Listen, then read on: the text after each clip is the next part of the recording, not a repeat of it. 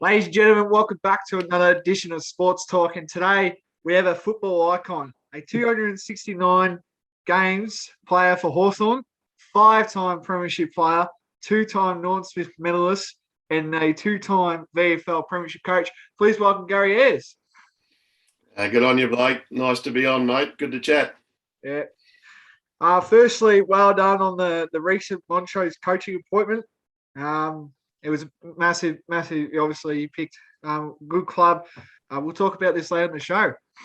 Yeah, no, very much pleased that I got the opportunity, clearly. And Damien and Heath and Nick and all the boys, they've been great so far, mate. So I think we're all pretty keen to get started at some stage. We don't know when that may be because clearly we're occupying ourselves in lockdown, as we all know. Yeah. But hopefully there's going to be a lot of positivity, and certainly we're going to have to roll the sleeves up, mate, and get stuck into the hard work. But yeah, we'll lay some foundations for hopefully some sort of sustainable success. Yeah. So you grew up in Druin in the Gippsland area. Was footy always the main ambition? Yeah, it was. I didn't think I was that much good at school, mate. So I spent too much time in the headmaster's office. So anytime there was an opportunity to get a little bit involved in any sort of sport, and clearly it was a fair while ago now, growing up in a little country town, population of only 5,000, and a lot of those people that lived in the area were dairy farmers or market gardeners, and my parents were great. I've got three sisters and a brother, and they were the local taxi people who used to take everyone around to the different sports that we played, whether it was netball for the girls or, in my case, for me and my brother, it was winter sports, which was footy, and then in the summer it was cricket, and then I sort of dabbled in a little bit of basketball, but I wasn't as good at basketball or cricket as I might have been at footy, mate, so I think I made the right choice. So you obviously made the AFL, but to be played in a team with Matthews, Knights, and Tuck, it must have been very eye-opening as a young man to play with those great players. Oh, absolutely. I remember going down to Waverley as a young lad, and of course we'd go and watch games at Waverley because clearly that was a little bit closer to where I lived, and seeing them, and then it just felt like 5 minutes later that I was actually rubbing shoulders with them at the Hawthorn Football Club, and they were absolute superstars, as you mentioned. And here I had one as a captain, and of course playing alongside as teammates. And it was an eye-opener because I was only 17. And like all young men that go to an environment, you probably didn't have the confidence that you were able to get as you grew and you understood what the environment was like. And I was just a 17-year-old skinny kid from Warragul at the time, and I didn't have a licence, so I had to tram and train it everywhere, and then rely on other people to get my home, mate. So yeah, it was quite an eye opener, to put it that way. Yeah. So you were very fortunate enough to win 5 premierships, but if you had to choose, which one was the best one for you? I get asked that a lot, Blake, and it's a bloody hard question to answer, to be honest. I think they're probably like, and I've got to this stage now where I've got children, that you love them for all different reasons. And look, 83 was really sweet because that was the first one. I was only 23 years of age, and that's all I ever wanted to do was play a game of VFL footy as it was then, and that was my dream. And then the second thing was to hopefully be part of some sort of team success, which in our caper, as you know, it's a premiership. So that was really, really sweet. And then 86 became one after being beaten by the great Essendon sides of 84 and 85. It was almost like some sort of redemption. And I was lucky enough to win my first Norm Smith then. 88, that was similar, that we got beaten by Carlton. We got overrun on a stinking hot September day, and we couldn't sustain any sort of ability to try and win the game. And in 88, we had that all-time record at the time. And then 89 was driven by hopefully being a back-to-back team, and we're able to achieve that when Alan Jeans came back in after being sick throughout 88. And I guess the 91, mate, I was 31 years of age, and of course that ended up being the last one that I played in. So it's a hard question to answer. Which one do I love the most? I just love all of them, mate. And I've been lucky enough to have played some sort of small part in those powerful Hawthorn teams in the 80s and early 90s.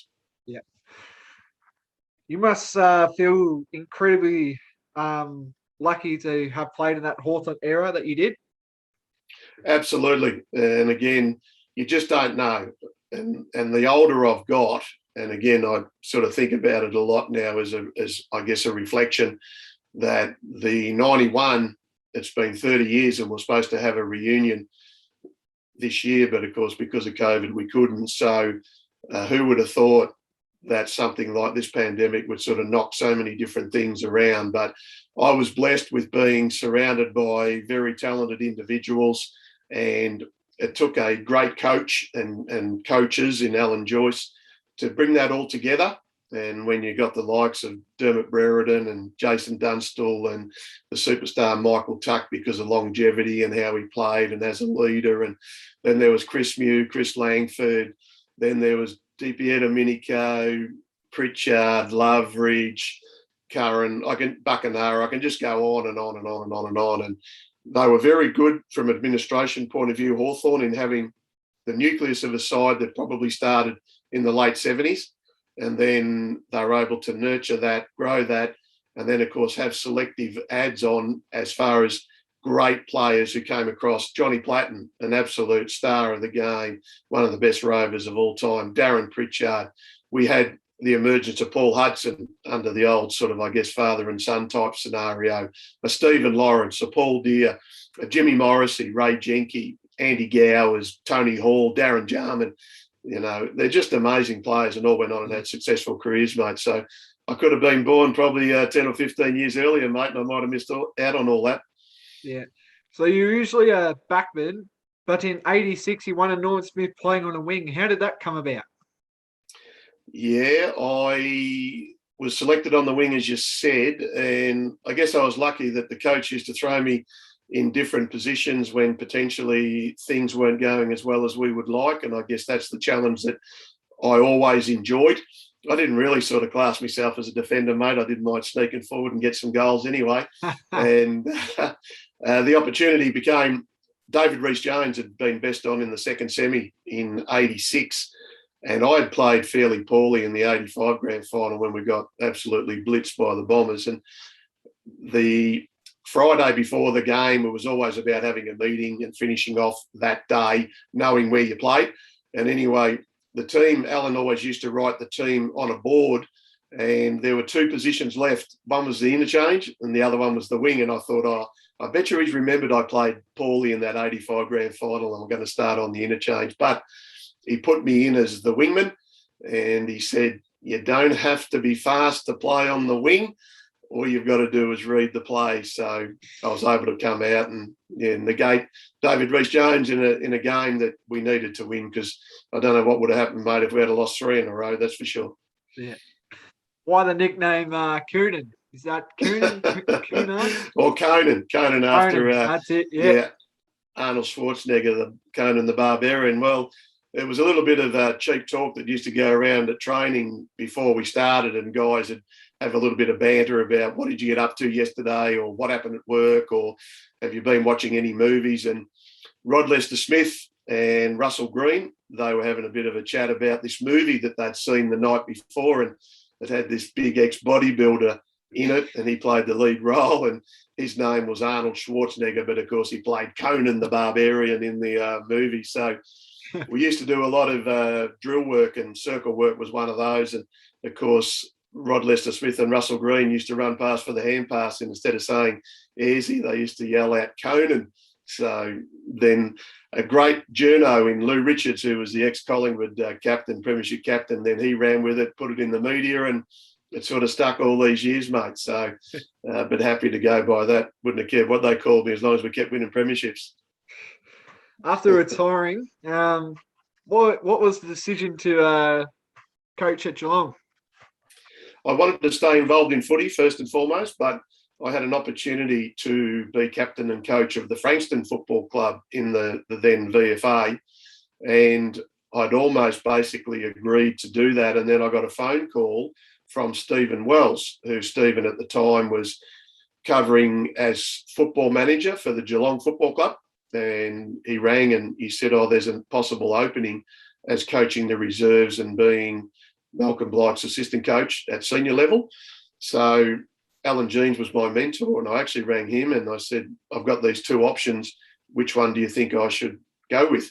And he said, I think you should go with the assistant coaching job. So it was always great advice from Alan anyway. And then 12 months later, I found myself as the senior head coach at a tender age of 34 years. So I wasn't very old. And I have a real passion, Blake, and a love for footy. And I've been able to stay in it for a long, long time. And I'm forever thankful for that, mate. Yeah. How was the pressure taking over from Malcolm Blight? There's a lot. Clearly, he had been to 3 grand finals, 89, 92 and 94. And I think there was a lot of people that possibly felt we were going to be an ordinary side with ageing superstars. And we were able to make the grand final in my first year as senior coach. But unfortunately, we came up against a powerhouse in Carlton and got our right royal whack, mate. We lost by 10 goals or something like that. And no, it wasn't a very nice place to be in when you're coach of a side. And I always said that I wish there was a trap door at the back of the old coach's box in the member stand, because I would have disappeared out the back, mate. But you got to take your medicine, and we clearly got beaten by a side. I think they only lost 2 games for that year, and they were just so strong. So yeah, we came up short, mate, and there's a lot of lessons to learn. And sometimes in failure you can get the greatest growth, or in adversity you can get the greatest growth. And that was sort of what we tried to do, but clearly we never got another chance to play off in a grand final. We got a couple of finals, but we never got to where we wanted to be, mate, which was hopefully get back and play a grand final. Yeah. So you played with Matthews and Coach Ablett. Who would you pick out of those two? That's a pretty tough one, mate. The Garry Ablett, 240 odd games and over 1,000 goals, and he was just amazing in relation to the talent that he had. And Lee Matthews, I would say, if you gave me a choice, I would pick Lee Matthews. I think he's the best player that I saw. I played with him for 7 years.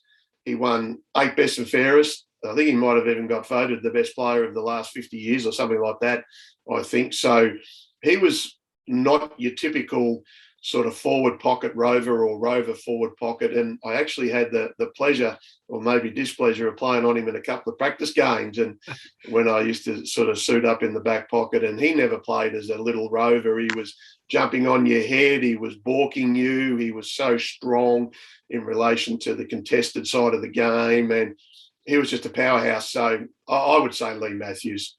Yeah. So you went to Adelaide. How was being a Victorian coaching in an Adelaide environment? That was interesting, very, especially as you said, being a Victorian. And of course, I'd played in some games for both Hawthorn and State of Origin games, and unbelievable the crowd support that the South Australians had on those particular occasions. But they accepted me, and look, it was a different coaching environment in relation to being in a town that had one team on the front page newspaper, and then the other team would be on the back page, and it just depended on how you went. I know Geelong was a one-team town, but still they had that competition from all the Melbourne-based clubs, so there was a little bit of difference there. And if you didn't go well, mate, they were always comparing it to how Port Adelaide went. But I was pretty proud of the record that we were able to achieve. We didn't make the finals in that shortened pre-season of 99, 2000, because of the Olympics. We had a fair change of personnel, and we went finalists in 01, finalists or preliminary finalists in 02, finalists again in 03.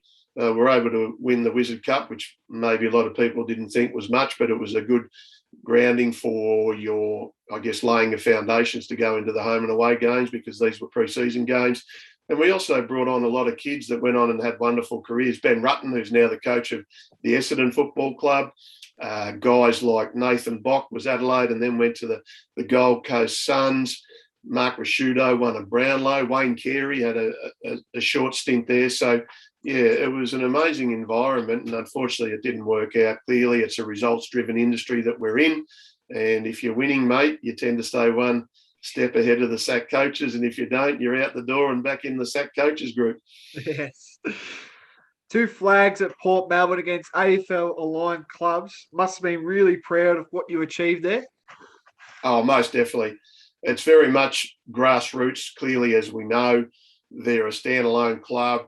There was even probably some talk that a standalone team wouldn't even be able to participate in a grand final, let alone win a premiership. And we sort of turned that on its head when we made the grand final in 08 in our first year. Unfortunately, we got beaten by an alignment. It was the North Ballarat Roosters, and they were aligned with North Melbourne at the time. And then, 2011, we made another one, 21 straight wins, I should say, and the all-conquering grand final. So I've never seen so many people that were back at the footy ground and they were crying, and they were 60 years old, 70 years old, 80 years old. They'd been able to be part of so much success through the sort of 70s and 80s at Port, but hadn't been part of anything for almost 29 years. So we're able to do that. Very proud of the buy-ins and the talent, the way the boys competed time and time again against full-time footballers was almost miracle-like. And then, as you mentioned earlier, mate, we won with a unfortunate kick after the siren that Ben Lennon missed for all those Tiger supporters. So, but I'll take it. I've never ridden a kick after the game so hard. Go to the left, go to the right, I was saying, but don't go in the middle. So obviously you recently got the job at Montrose. What was the reason behind it? The good thing is, mate, I don't have to know a good theme song because it's a similar one to what the Port Melbourne Footy Club is, mate. It's a grand old flag, so that was pretty easy. No, look, it was the professionalism of all the guys that I had conversations with, where I saw the club sitting at the minute, where I think our growth can go to, the young players that hopefully we can nurture through the under-17s and under-19s and even below that over a period of time. That's the way that you'll get sustained success. Clearly, we've got a few holes that we need to fill, but also, too, just being able to help a group of young people that seem pretty driven on what I've seen so far. And I think we all would really love to get back into that consistent feel of being part of an environment with the training, the getting together, the socialising, and then having to go out and compete every Saturday. And who knows what you can achieve, mate. So happy to roll the sleeves up and get involved and hopefully get us back to Premier Division. That's the long-term goal, but it's really about what we can do to lay those foundation stones, mate, going forward. Yeah, of course. What's your tips for the weekend? Geelong v GWS? I got a feeling that Geelong might bounce back. I think they would have been very, very disappointed in their performance, albeit Port Adelaide were very, very good. GWS will go in there with a bit of confidence, though, because they beat them down there only just a few weeks ago. But I think Geelong, Toby Green's a big out for them, no doubt. So I think Geelong will get that one, mate. And Brisbane and the Bulldogs? Oh, Brisbane were a little bit like Geelong. They didn't really play all that well, and it is at the Gabba, and I think that always suits them. So the Dogs were very, very good, doing a lot of travel, which I can feel sometimes may be a little bit of an issue. And I think it might have been fairly wet down in Tassie, mate, so it might be a little bit warm over there in Brisbane. So I think with that one, I'll go with the Brisbane Lions. Yep. And who are your premiers for this year? I don't think you can go past Melbourne at the minute. They've certainly done everything really, really well. They seem to have another gear. They're supremely confident in their own ability, and the way they work together as a team has just been outstanding. And them and Port Melbourne could possibly be the grand final, and I'd like to think it would be an amazing game for us all to watch. So hoping, my gut says Melbourne, but I think Port Adelaide would certainly make it quite difficult for them with their preparation as well. Yeah, of course. All right, that concludes our show. I just want to say thanks again, Garry, for popping by, and good luck at Montrose next year. Good on you, Blake. Great to talk, mate. Thank you. Yes, thank you.